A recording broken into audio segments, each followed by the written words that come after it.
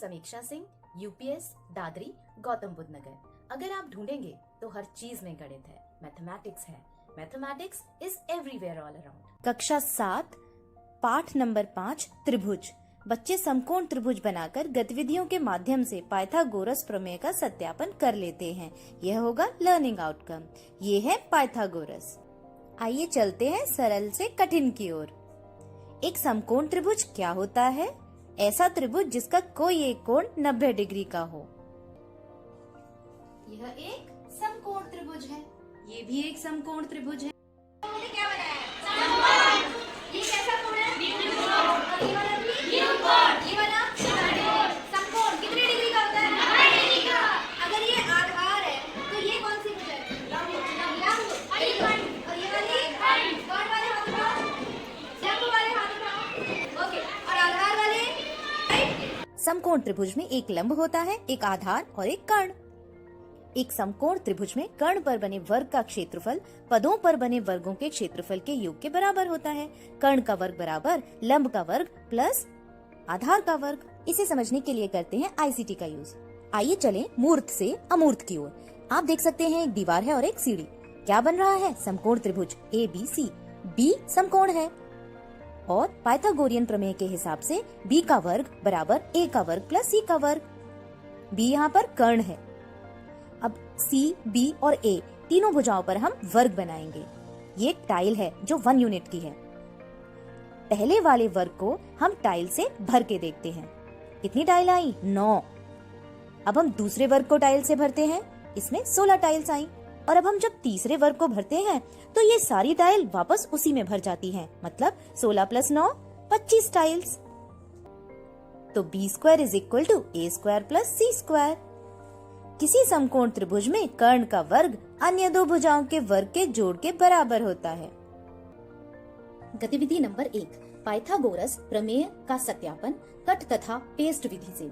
Pythagoras प्रमेय के हिसाब से कर्ण जो कि 10 सेंटीमीटर का है और आधार हमारा 6 सेंटीमीटर का है और लंब हमारा 8 सेंटीमीटर का है। तो पाइथागोरस प्रमेय के आधार पर AB का वर्ग, AB ये वाली रेखा है, AB का वर्ग बराबर BC के वर्ग और AC के वर्ग के जोड़ के है। मतलब 10 का वर्ग वैसे भी हम जानते हैं 8 के वर्ग 64 और 6 के वर्ग 36 के बराबर है जोड़ने पर। अब आप देखिए कट पेस्ट गतिविधि में हम यहाँ से सबसे पहले छोटा वाला वर्ग उठाएंगे और उसे बीच में रखेंगे। कौन से वाले वर्ग पे रख रहे हैं? कर्ण वाले वर्ग पर। और फिर लंब वाले वर्ग के टुकड़े जो हमने 4 किए हुए हैं वे यहाँ पर डिस्प्ले करेंगे। चारों टुकड़े इस तरह से हम आसपास लगाएंगे। छोटे वर्ग ने और लंब पर बने बीच वाले वर्ग ने बड़े वाले वर्ग को पूरी तरह से ढक लिया। तो ये गतिविधि क्या दिखाती है कि छोटा वर्ग और बीच वाले वर्ग दोनों मिलके सबसे बड़ा वाला वर्ग बनाते हैं। गतिविधि नंबर 2, पाइथागोरियन त्रिक।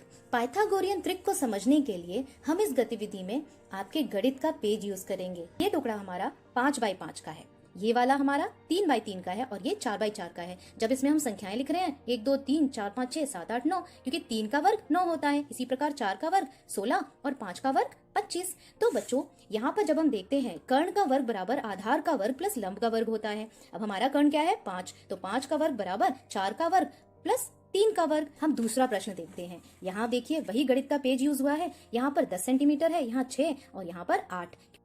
आओ बच्चों इसे हम अब दीक्षा ऐप की मदद से समझने की कोशिश करते हैं। और जो BC पर बना है, ठीक है, और B और A बाकी 2 पॉइंट्स हैं, इन दोनों से ढका जा रहा है या नहीं, इसमें पाइथागोरस थ्योरम फिट हो रही है या नहीं, हम ऐसे भी दिखा सकते हैं। तो 2 छोटे स्क्वायर आपके बड़े स्क्वायर में आ गए। मैथ एक एक्टिविटी बनाई है आकलन। इसे इंग्लिश में पाइथागोरस थ्योरम कहते हैं। यह समकोण त्रिभुज पर सत्यापित की जाती है। यह लंब है 3 सेंटीमीटर का, आधार है 4 सेंटीमीटर का, कर्ण है 5 सेंटीमीटर का। 3² = 9, इसमें 9 खाने हैं। 4² = 16, इसमें 16 खाने हैं। 5² = 25, इसमें 25 खाने हैं। ठीक है, 16 और 9 को मिला के 25 आता है। Very good. या 5 का वर्ग बराबर 4 का वर्ग प्लस 3 का वर्ग, या कर्ण का वर्ग बराबर आधार का वर्ग प्लस लंब का वर्ग, यह इसे पाइथागोरियन प्रमेय कहते हैं। अब आपके लिए परियोजना कार्य। प्रोजेक्ट 1 में वीडियो में करके दिखाई गई यह गतिविधि करनी है और प्रोजेक्ट 2 में वीडियो में करके दिखाई गई चेकबॉक्स वाली दूसरी गतिविधि करनी है। गृह कार्य।